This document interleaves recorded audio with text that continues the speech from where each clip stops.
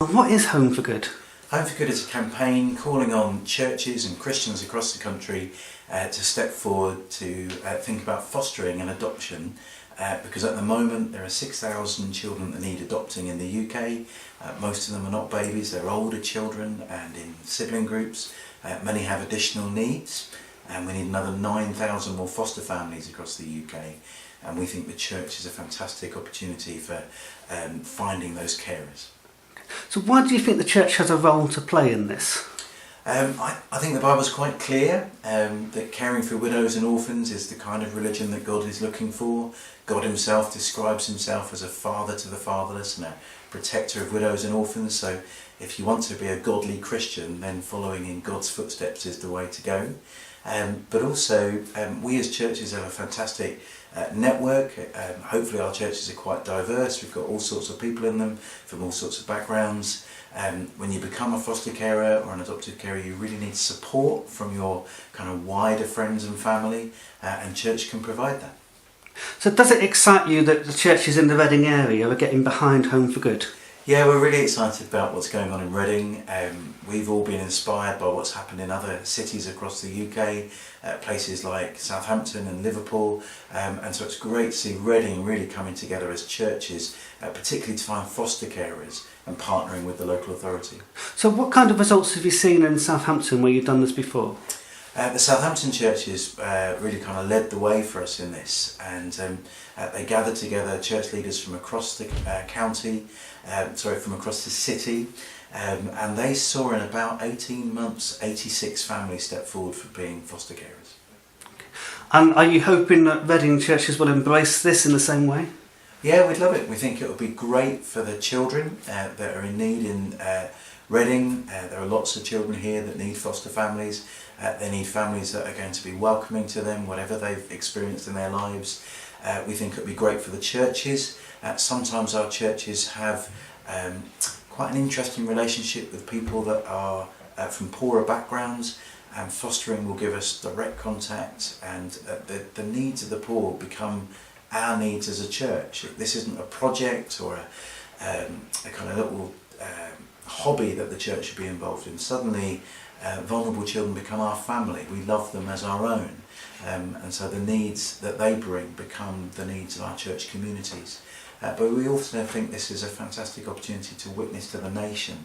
If the church models the kind of love that God has shown us, we think that's a very visible parable to the nation of God's love.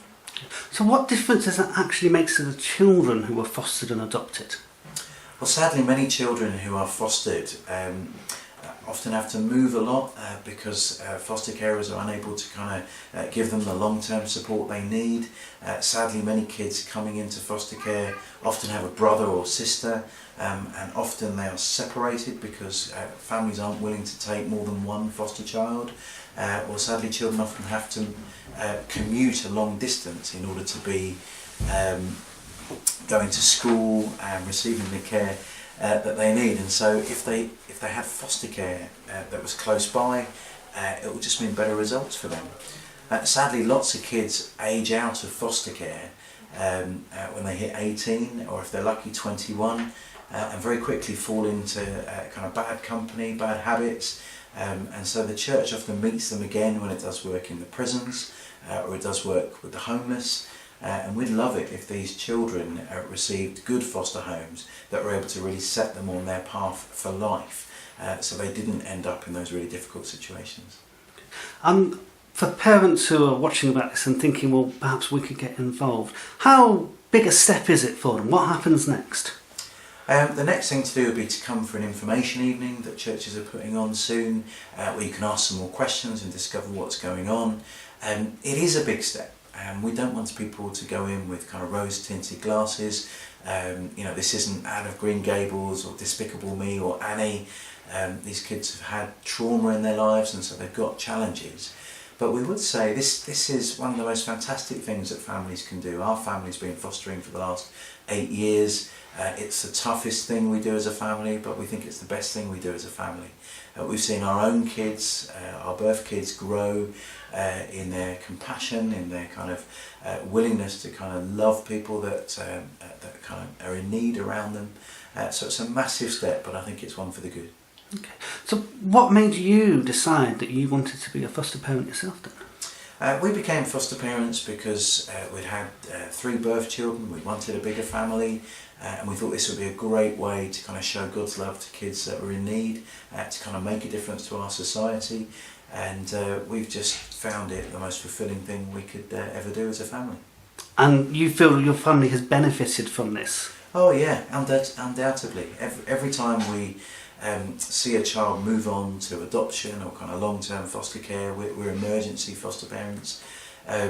We always have a sit down as a family over a meal and just say, well, that was really tough, wasn't it? Saying goodbye to one of these little ones. Are we ready to do this again? Do we need a break? And we've got a 15-year-old, a 14-year-old and a 13-year-old, plus an 8-year-old adopted daughter. And every time without fail they say, no, we want to do it again, we're up for this, we think it's great that we do this as a family. And do you think that you being open about this smashes a taboo? Because it seems to be quite a private, secretive thing. Yeah, it's true that for a lot of families, they become foster parents or adoptive parents almost in spite of the church. And sadly, many people tell me that churches are the hardest place to bring vulnerable children. Churches sometimes can be unwelcoming to them in Sunday school. Sometimes the other families don't want the foster kids or the adoptive kids to come and play with their kids because they're worried they somehow damage them. And that's really tragic, really. The church should be the most welcoming place for everybody, but especially the vulnerable. And so I guess our campaign is to say to the church across the UK, we need to step up and be the kinds of churches that God is looking for. As you all know, James 2:11 talks about James 1:27 talks about God's what kind of worship that God is looking for, and he doesn't in the end say, true religion that God our Father is that considers pure and blameless is, fantastic worship services, perfect buildings, great stained glass windows, amazingly doctrinally accurate preaching. Now, according to James, true religion that God our Father accepts as pure and blameless is to care for widows and orphans in their distress. So if our churches aren't doing that, whatever else we're doing, we're not presenting worship that is acceptable to God. And so we're just calling the church to do what God's told us to do in the first place. Now, some people will be wary about Christians getting involved in adoption, thinking of doing it with their own agenda. What do you think about that? I think we need to be careful as churches that we do this for the right motivations. For us, our job is to show care to children that are in our household, and we're open about our faith, but it's not something that we force on any children. If the children are not allowed to go to church by their birth parents, that's a right that birth parents can exert. We wouldn't, force a child to go to church. But if we're doing this because you're trying to fill churches and you're trying to kind of put bums on seats, or you think this is some kind of evangelistic mission, that probably isn't the primary motive that is going to help these kids. In the end, this is about care being shown to children that are in a vulnerable state, and we need to make sure they're given that care. And for me, that is an opportunity to witness. Often it's not to the children, actually, it's to the wider community. As we are foster parents, everyone in our town knows that. We've had opportunities to talk to dozens of social workers, dozens of people on the media about what motivates us. And that's a fantastic opportunity for the gospel to be seen. Okay. And anyone watching this now and they want to find out more information, you have a website? Yeah, of course. If you just Google Home for Good, you'll see our website. It'll tell you all the details about how to become a foster carer. It'll tell you about our route to adoption, which for people in Reading is particularly strong because we've got fantastic post-adoption support set up here. And it will also tell you about how you as a church can support those people that are thinking about fostering and adopting.